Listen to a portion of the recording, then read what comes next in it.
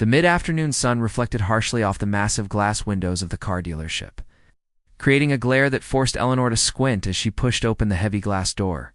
A blast of icy air conditioning hit her face immediately, carrying with it the distinct scent of new leather, expensive tire rubber, and strong coffee. It was a smell that screamed money, a world away from the quiet, dusty library where Eleanor spent most of her days. Eleanor paused just inside the entrance, allowing her eyes to adjust to the bright showroom lights. At 67, she moved with a deliberate, careful pace. She wasn't frail, but she possessed a stillness that people often mistook for weakness. She was dressed in her usual attire, a faded floral cardigan that had been mended at the elbow, a knee-length pleated skirt that had seen better days, and comfortable brown loafers scuffed from years of walking.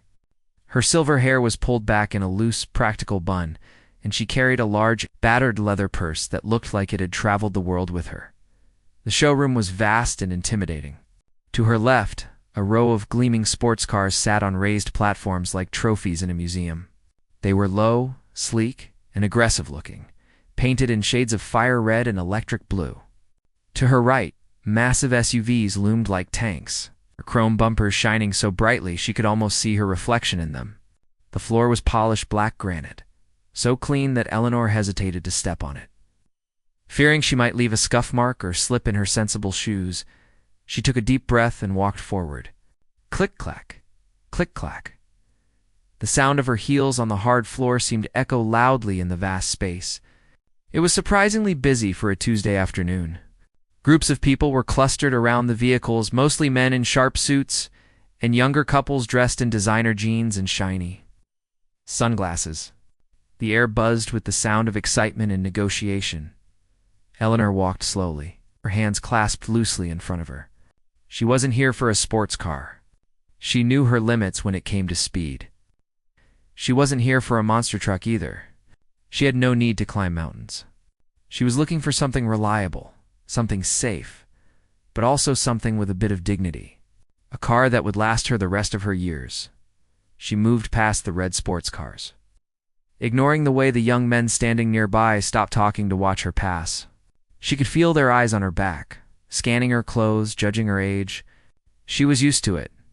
In a world obsessed with youth and flash, an elderly woman in a mended sweater was practically invisible. She wandered deeper into the showroom, past the luxury sedans with their plush leather seats and wooden dashboards. They were beautiful, but they all looked the same too, her slick, black, and angry.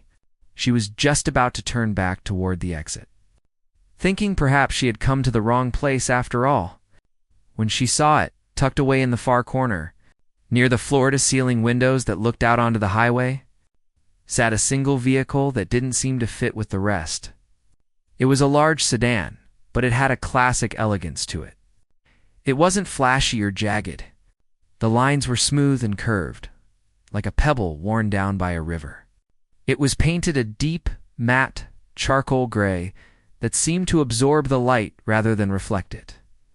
Eleanor felt a pull toward it. She walked over, her pace quickening slightly. As she got closer, she could see the details, the chrome grille that looked like a smile, the way the windows curved seamlessly into the roof, the heavy tires that looked sturdy and dependable. It reminded her of the cars her father used to drive, back when things were built to last rather than just to look good. She stopped in front of the car and simply looked at it for a long moment. It was beautiful. It was quiet. It was perfect.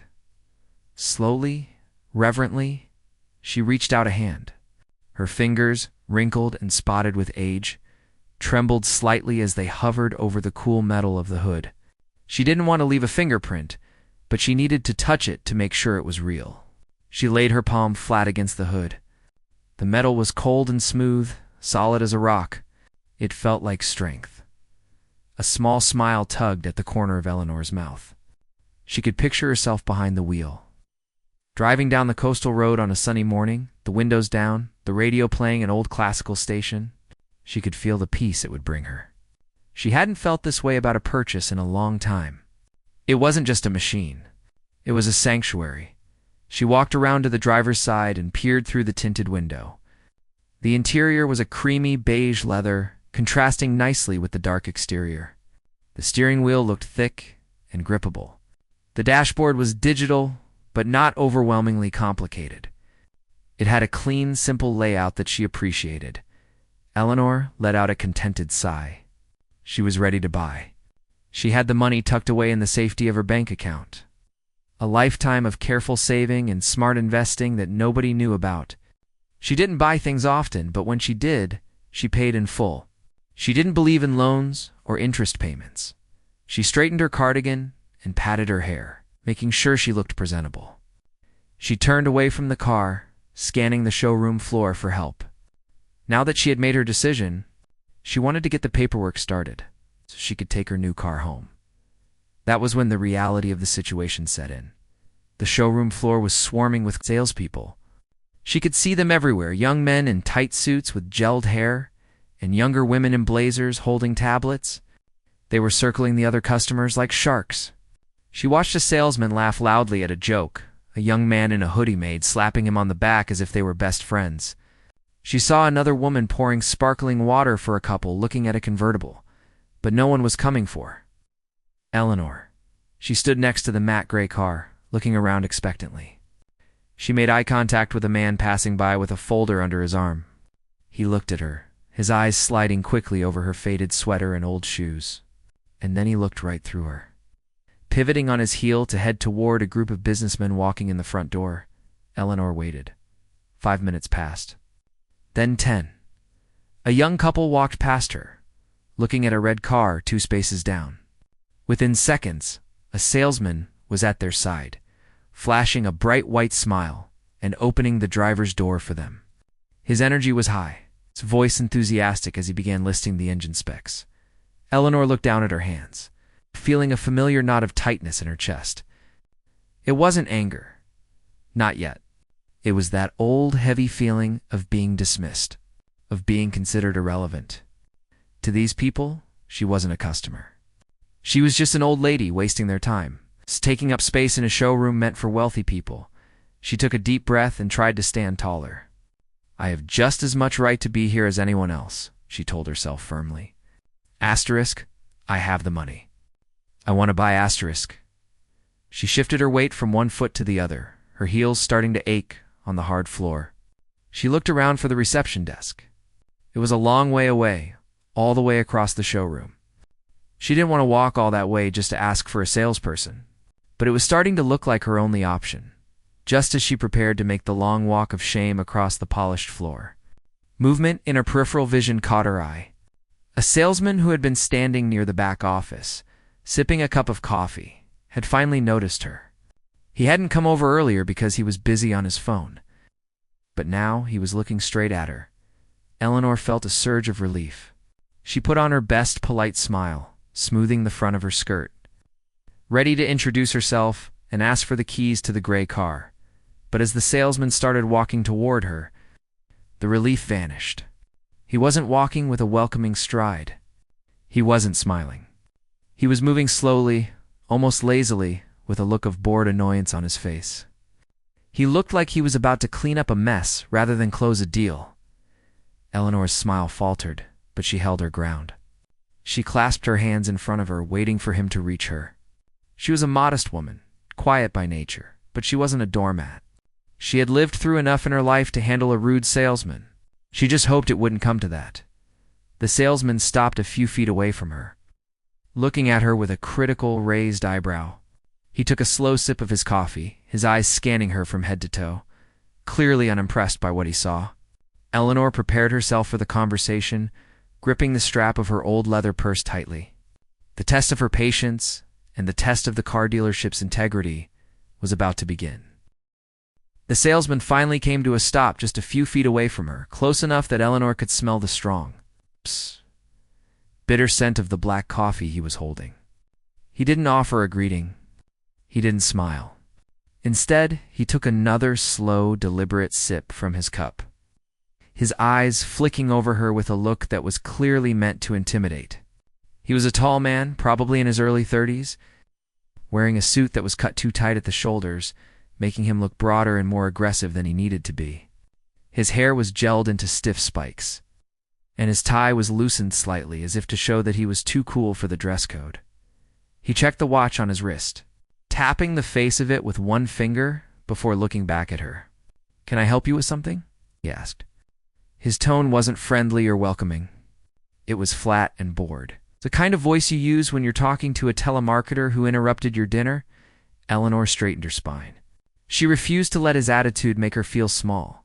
She had dealt with difficult people her entire life. Grumpy neighbors, impatient bureaucrats, rude shopkeepers, and she had learned long ago that the best way to handle them was to remain polite but firm. She lifted her chin and gestured toward the beautiful charcoal sedan parked beside them. "Yes. Actually," she said, her voice clear and steady, though she had to raise it slightly to be heard over the noise of a vacuum cleaner whirring in the distance. "I was very interested in this model. I was hoping to take a closer look at the interior, perhaps even discuss the pricing." The salesman let out a short, sharp sound that wasn't quite a laugh, but was close enough to be insulting. He shifted his weight, turning his body slightly away from her, already signaling that he didn't want to invest much time in this conversation. He looked at the car, then back at her, and raised one eyebrow high on his forehead. "This one?" he asked, pointing a thumb at the matte gray vehicle. "You know, this isn't a standard family sedan, right? This is the Elite Edition. It's got the V8 engine, the premium suspension, the tech package." "I am aware of the specifications," Eleanor said calmly. "That is why I am interested in it. It looks like a solid piece of engineering." The salesman took another sip of his coffee, hiding a smirk behind the cup. He set the cup down on the hood of the car with a dull thud. Eleanor winced slightly, seeing the moisture ring form on the pristine paint, but he didn't seem to notice or care. "Look," he said, dropping the fake professional voice. "Let's be real here. This car starts at $95,000, and that's before you add the taxes, the fees, the delivery charges. We're talking well over 6 figures to drive this thing off the lot." He paused, letting the number hang in the air between them, watching her face closely for a reaction. He was waiting for her eyes to go wide, for her to stammer or look away. Eleanor didn't flinch. She looked him right in the eye. "I understand the price. I am prepared to pay cash, actually. If we can agree on the numbers, of course." The word cash made him pause for a split second, but instead of taking her seriously, it seemed to annoy him even more. He crossed his arms over his chest, his biceps bulging against his jacket sleeves.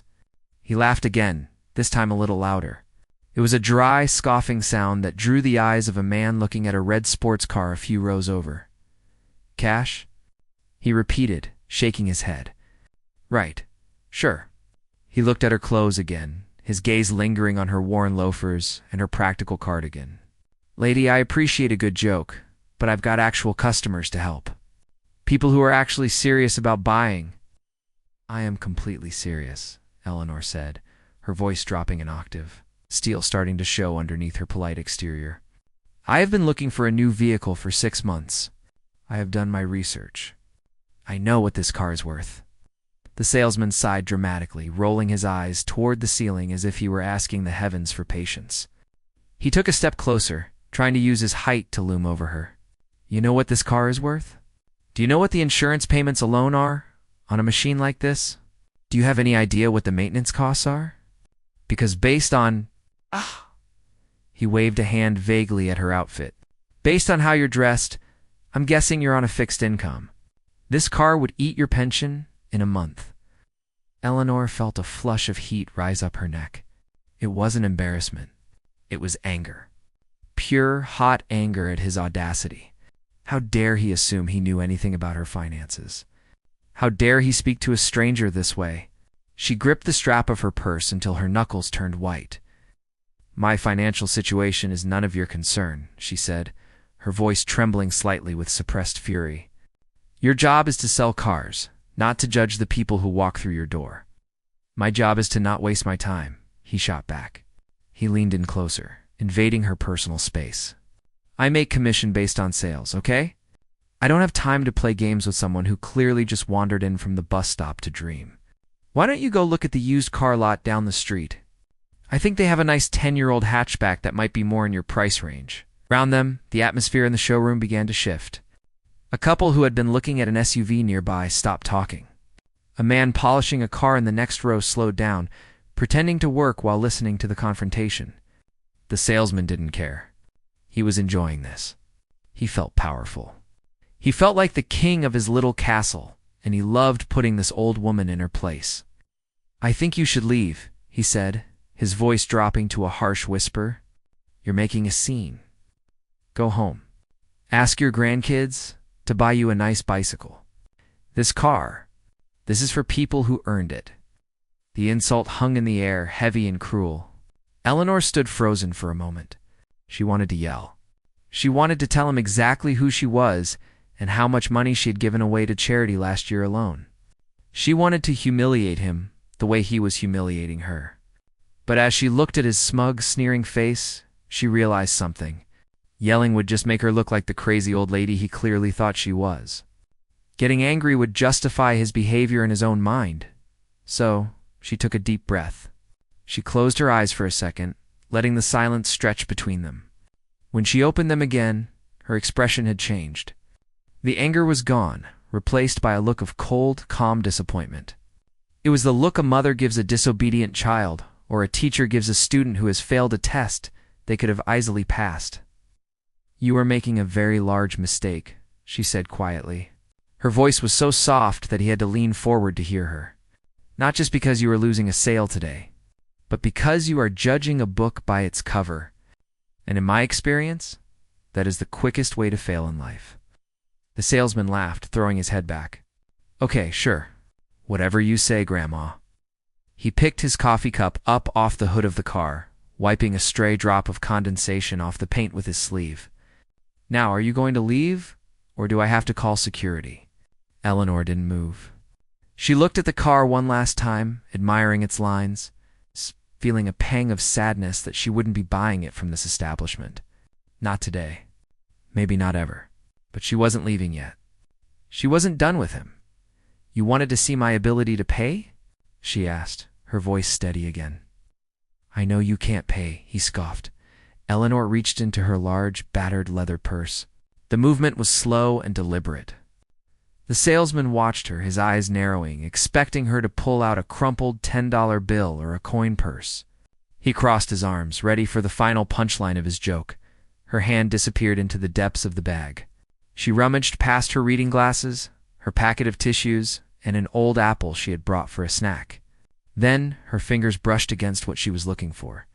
It wasn't a wallet. It was a small leather card holder she kept in the side zip pocket, separate from everything else. She felt the cool leather against her fingertips. She took a breath, pulled her hand out, and looked him directly in the eye. The smirk on his face faltered just a fraction. He sensed something change in the air, a shift in the energy that he couldn't quite explain. But he dismissed it quickly, keeping his arrogant stance. Waiting for her to make a fool of herself. "I think you should take a look at this," Eleanor said softly. The air between them seemed to stand completely still, as Eleanor slowly withdrew her hand from the large, worn purse. The salesman, whose name tag read Jason, stood with his arms crossed, his foot tapping impatiently against the polished granite floor. He was expecting a crumpled wad of bills, or perhaps a handful of loose change. He was ready to laugh, to point, to finally have the proof he needed to call security and have this eccentric old lady escorted out of his pristine showroom. But what Eleanor pulled out was not money. It wasn't a wrinkled coupon or a checkbook. It was a simple, slim card holder made of dark brown leather. It looked old and well-used, the edges softened by years of handling. Jason raised an eyebrow, a smirk still playing on his lips. "What is this? Show and tell time?" He mocked, looking around to see if anyone else was watching. "If you're trying to pay with a library card, I'm afraid we don't accept those here." He chuckled at his own joke, but the sound died quickly in his throat because Eleanor didn't even blink. She didn't crack a smile. She simply opened the card holder with fingers that were steady and sure. Despite the tension radiating off the man in front of her, she slid a single card out from the front slot. It wasn't white or blue like a credit card. It was a heavy cream-colored stock with elegant gold lettering embossed across the center. She didn't hand it to him. That would have been too submissive. Instead, she held it up between them, turning it so the text faced him directly. "Read it," she said. Her voice wasn't loud, but it carried a weight that seemed to cut through the noise of the showroom. Jason leaned forward, squinting slightly. The lights overhead were bright, reflecting off the gold lettering. At first glance, he thought it might be a business card from a rival dealership, or maybe a fake ID she had printed online just to prank him. But as his eyes focused on the words, the smirk on his face began to twitch. It didn't look like a standard business card. There was no logo for a real estate agency or a bank. It just had a name, the Sterling Trust, and beneath that, title, Chairwoman of the Board. Jason stared at it for a long moment. He felt a confusing knot form in his stomach. He knew that name. Everyone in the city who dealt with high-end property or luxury retail knew that name. The Sterling Trust was a private investment firm. They were the silent owners of half the luxury buildings in the financial district.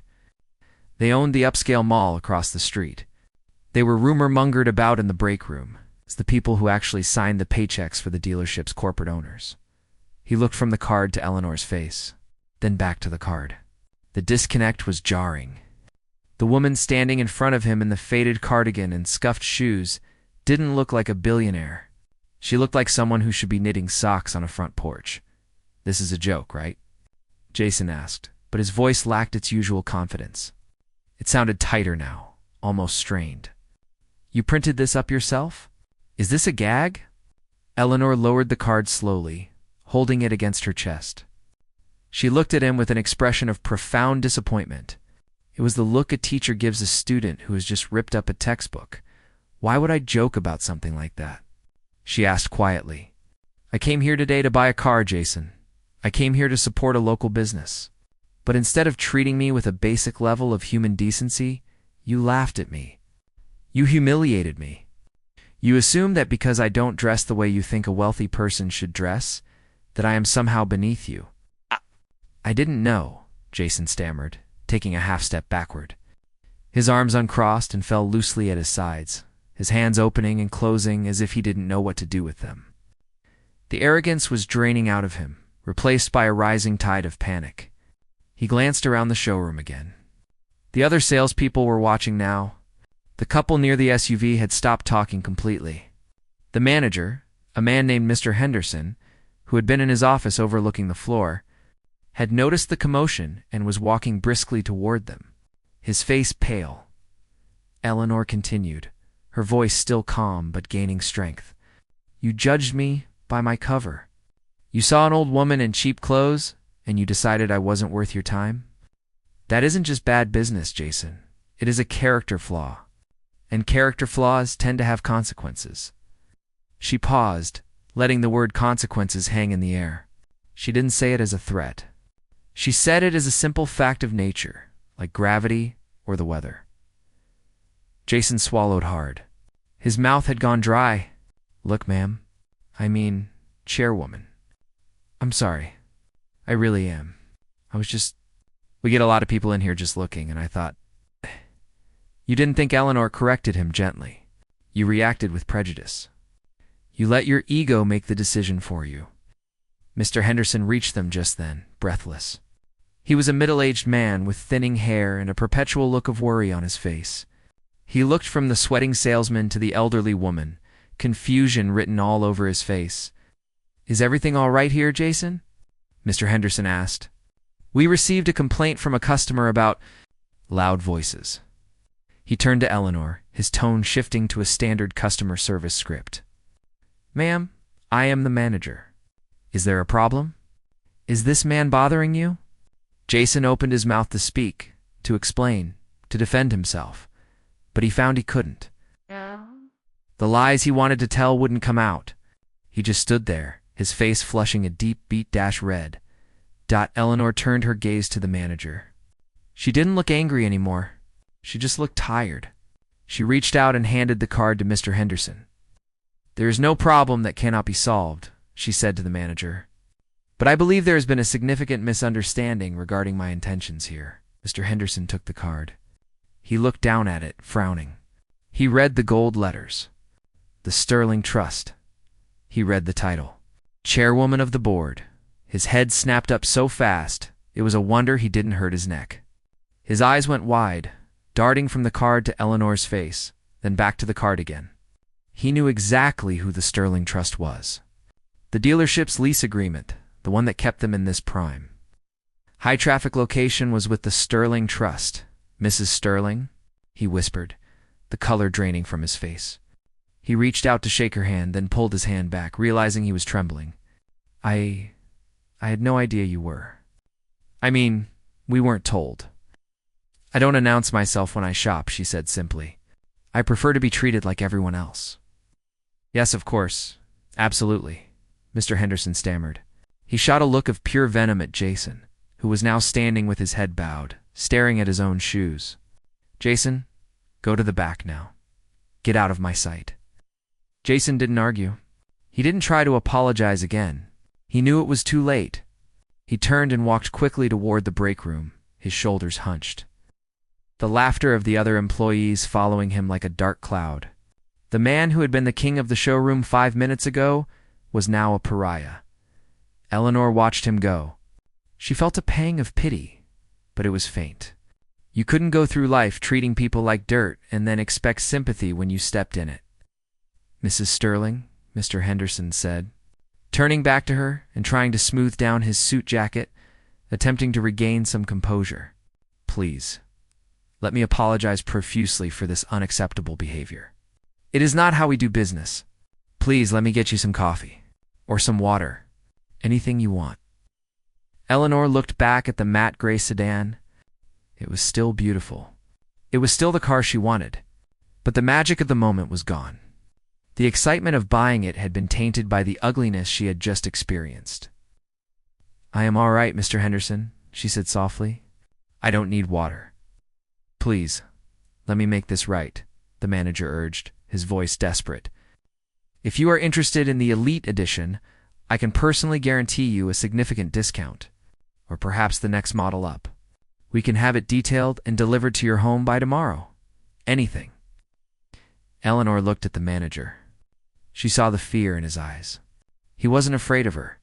He was afraid of what she represented. He was afraid of the power she held over his livelihood. It made her feel lonely in a way. She didn't want to be feared. She just wanted to be respected.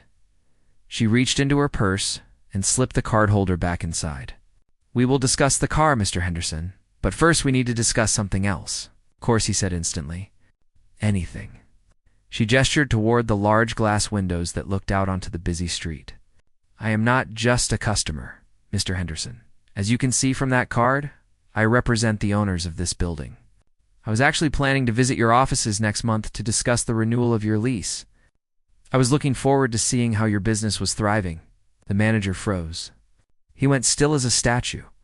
The lease renewal was coming up. There had been rumors that the rent might go up, but the dealership had counted on keeping the location.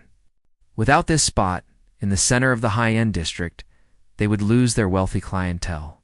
You were coming to review the lease? Mr. Henderson squeaked.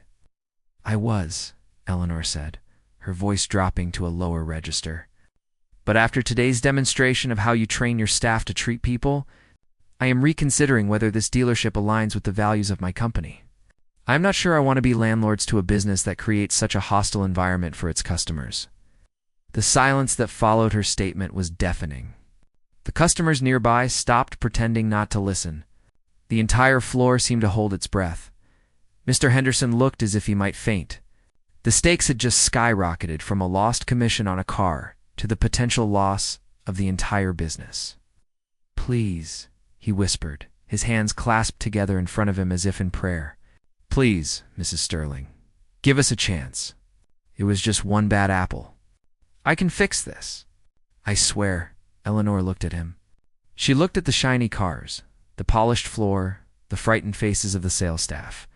She held all the cards now, quite literally. She could crush them with a single word. She watched him sweat, realizing just how fragile the world of important people really was. The silence that stretched out in the showroom was heavy, suffocating. It wasn't just quiet. It was the kind of stillness that happens when everyone in a room realizes something significant has just shifted, like the air pressure dropping before a storm. The vacuum cleaner in the distance had been switched off. The murmurs of conversation between the other couples had ceased entirely. Every pair of eyes was fixed on the scene unfolding near the matte gray sedan. Mr. Henderson. The manager stood with his hands clasped tightly together in front of his chest, his knuckles white. He looked as though he were holding onto a ledge to keep from falling. He was sweating now, a small bead of perspiration making its way down his temple. He knew exactly what those words meant. Reconsidering the lease? In the car business, location was everything. This showroom, situated in the heart of the luxury district, was the lifeblood of the company. If the Sterling Trust decided not to renew the lease, the dealership would effectively be homeless. They would lose their prime spot and likely half their customer base overnight. He swallowed hard, his throat clicking audibly. "Mrs. Sterling," he stammered, his voice cracking. "Please. Surely you can't hold one man's bad judgment against the entire company. We have 50 employees here. Families, kids. This is their livelihood." Eleanor watched him with a calm, steady gaze. She saw the fear in his eyes, but she also saw a man trying to save himself. She wasn't heartless. She knew that her decision here would impact people who had done nothing wrong to her. That was the burden of power, the realization that a single action, no matter how justified, sent ripples outward that you couldn't always control. "I have no desire to put anyone out of work, Mr. Henderson," she said softly. "I believe in fairness. But I also believe in accountability. That young man, Jason, he didn't just insult me. He revealed a culture here that allows customers to be treated based on how expensive their clothes look. That is a failure of management, is it not?" Mr. Henderson flinched as if she had slapped him. "I haven't trained him to be that way," he defended weakly, though he knew his argument was thin. "He's young. He's aggressive. We push for numbers here. It's a competitive environment. Maybe I didn't supervise him closely enough. And that is the problem," Eleanor said.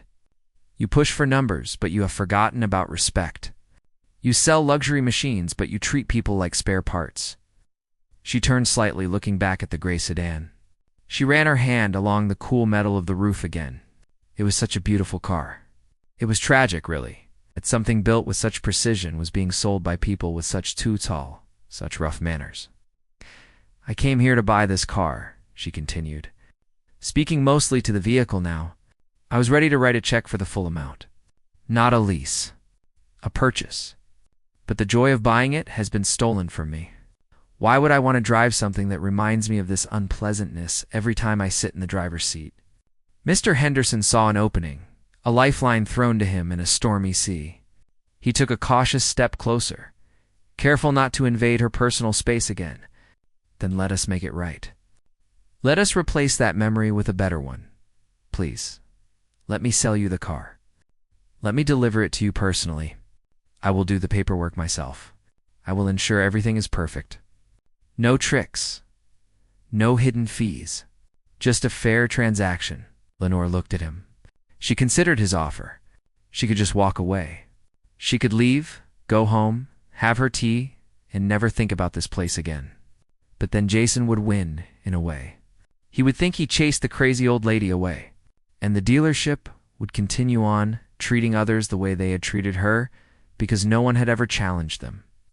"No," she said firmly, "Mr." Henderson's face fell. He looked ready to collapse.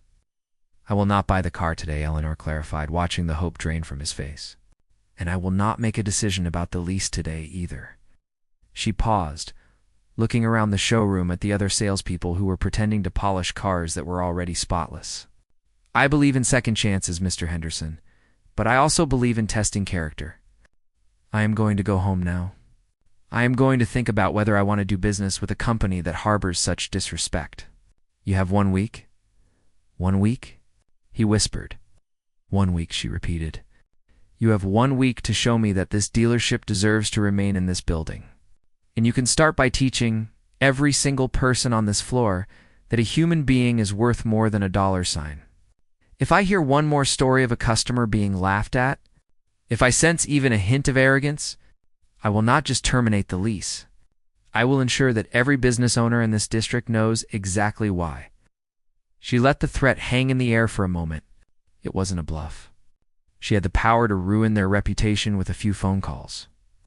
However, she added, her tone softening just a fraction, if I see a change, if I see you treating the next person who walks through those doors with the same dignity you would show a king, then perhaps we can talk about the lease. Mr. Henderson nodded vigorously, unable to find the right words. Yes, thank you. Thank you, Mrs. Sterling. We will do better. I promise. Eleanor nodded once, a sharp, decisive movement. She picked up her heavy leather purse from the hood of the car where she had rested it. She didn't look back at the manager. She didn't look at the other staff members who were staring at her with a mix of awe and terror. She simply turned and began to walk toward the glass exit doors. The click-clack of her loafers on the granite floor echoed through the silent showroom. It sounded like a drumbeat. Every step she took seemed to say, asterisk, I am here. I matter. Asterisk, as she reached the door, a young man stepped forward to open it for her. He was a new salesman, one she hadn't noticed before. He looked terrified, holding the door wide, his eyes downcast. He didn't want to make eye contact, afraid he would be next. Eleanor paused in the doorway. She stopped and turned to look at the young man. He flinched, expecting a scolding. Thank you, she said gently. You have lovely manners? The young man looked up, stunned. His eyes widened. You're welcome, ma'am. She gave him a small, genuine smile. It transformed her face, making her look years younger, and for a second, she wasn't the terrifying chairwoman of the board. She was just a kind grandmother. Carry on, she said. You're doing fine with that. She walked out into the bright afternoon sun. The glass door swung shut behind her, sealing the cool air back inside. Eleanor stood on the sidewalk for a moment, taking a deep breath of the fresh air. The city noise, the honking of horns, the chatter of pedestrians washed over her, grounding her. She felt a mix of emotions. Relief that it was over, yes, but also a lingering sadness. She had really wanted that car. She looked back through the glass. Inside the showroom, chaos had erupted. Mr. Henderson was waving his arms, gathering the staff around him in a huddle. Even from the outside, she could tell he was tearing into them. Jason was nowhere to be seen, probably hiding in the bathroom or the stockroom. The lesson was being delivered loud and clear. Eleanor turned away from the window and adjusted the strap of her purse. She began to walk down the street toward the bus stop. She didn't feel like a victor. She felt tired. It was exhausting work, demanding respect. It was exhausting to have to be the one to teach the lessons. She missed the days when she was just another face in the crowd. She could browse a shop without the weight of her name changing everything. As she walked, she thought about her late husband. He used to tell her, Ellie, never let them take your kindness. She hadn't lost her kindness, but she had certainly learned to armor it. Today, that armor had been necessary. She reached the bus stop and sat down on the wooden bench.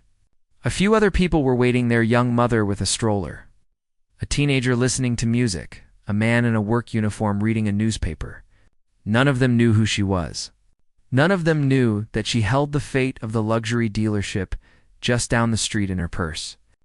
To them, she was just the old lady in the floral cardigan, and Eleanor realized, with a sudden clarity, that she liked it better this way. She watched the traffic go by. A taxi cab drove past, then a delivery truck. Then, a few minutes later, a matte gray luxury sedan drove out of the dealership underground garage. It wasn't her car, of course. It was probably a test drive, or maybe one of the other salespeople moving inventory. But as it sped down the street, merging aggressively into traffic, she was glad she wasn't the one driving it. It looked too fast, too angry. She checked her watch. Her bus would be here in 5 minutes. She reached into her pocket and pulled out a wrapped toffee candy. She unwrapped it slowly, savoring the crinkle of the paper. She popped it into her mouth. The sweet, buttery flavor washed away the bitter taste of the confrontation. Whatever happened with the lease, whatever happened with the dealership, she knew one thing for sure. She was going to buy a car, but it wasn't going to be that one. She decided right there, sitting on the bus bench, that she would find a quiet little dealership on the outskirts of town. A place where the salesman didn't wear a suit, but actually knew how to fix a carburetor. A place where they didn't care about her clothes, just wanted to help her get home safely. The bus rounded the corner, rumbling toward her. Eleanor stood up, smoothing her skirt. She picked up her purse. She felt lighter than she had when she walked in. She had taught a lesson today, yes. But she had also learned one. Money didn't buy class, and the most expensive car in the world couldn't protect you from the rudeness of strangers. But it also couldn't stop you from enjoying a piece of candy on a sunny afternoon. She climbed the steps of the bus, fished in her pocket for exact change, and dropped the coins into the slot with a satisfying clink. "Thank you, dear," she said to the bus driver, who smiled at her. She walked to the back of the bus and sat by the window. As the bus pulled away, she didn't look back at the showroom. She looked forward at the road ahead. The week that followed Eleanor's visit to the dealership was a quiet one for her. But she knew it must have been a chaotic storm for Mr. Henderson. She didn't stalk the showroom or send spies to watch the doors. She didn't need to. She had been in the business world long enough to know that fear was a powerful motivator, and she had given them plenty of it. Instead, she focused on her life. She tended to her garden, visited the library, and spent a long afternoon researching local car dealerships online, looking for the kind of small, family-owned lot where the cars didn't shine like mirrors but ran like clocks. On the morning of the 7th day, a Saturday, the weather was crisp and clear. Eleanor sat at her kitchen table, sipping her tea and looking at the calendar. The deadline she had given them was approaching. She fully expected a phone call. She expected a desperate plea from Mr. Henderson, begging her to renew the lease. She even expected that he might try to offer her the car for free as a bribe. But what happened wasn't a phone call. Around 10 o'clock, there was a knock at her front door. It wasn't the loud, aggressive bang of a delivery driver, nor the tentative tap of a neighbor. It was a firm, respectful rap. Eleanor set her cup down and walked to the hallway. When she opened the heavy wooden door, she found Mr. Henderson standing on her porch. But he wasn't wearing his usual flashy suit. He was dressed in simple khakis and a blue dress shirt with no tie. He looked tired, but his eyes were clear. Standing next to him was a cardboard box tied with string. "Mrs. Sterling," he said, removing his hat. "I hope I'm not disturbing your morning." "You aren't," Eleanor said, leaning against the doorframe. She was surprised, but she didn't let it show. "I suppose you are here to discuss the lease. But not in the way you think," he motioned to the box he was holding. "This is a file I put together. It contains the names and contact information of the 10 customers we served this week.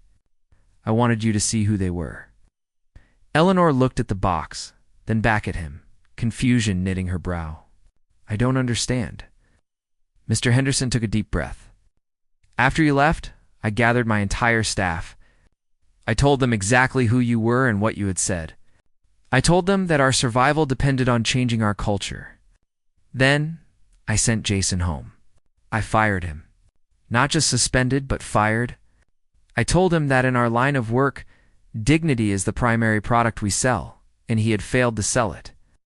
Eleanor remained silent, but she felt a small sense of relief. Justice had been served to the arrogant young man. So the rest of the week, the manager continued, "We operated differently. We stopped scanning people for their credit scores and started listening to what they actually needed. We helped a young teacher with 2 kids find a safe, used SUV that fit her budget, even though we made almost no profit on it. We helped an elderly veteran fix a part on his old truck for free, just because he needed the help. We treated every person who walked through the glass doors like they were the CEO of a bank." He lifted the box slightly. "This file contains letters from those customers. They wrote to us to say they had never been treated so well at a car dealership before. One woman even wrote that she felt like a human being again." Lenore felt a strange lump form in her throat. She hadn't expected this. She had expected a groveling apology, maybe a promise to do better. But this was action. This was change.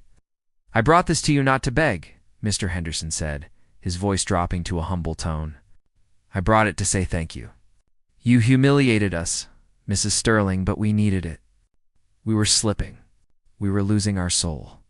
You held up a mirror and forced us to look. And because of that, this was our best week. Not in money, but in feeling.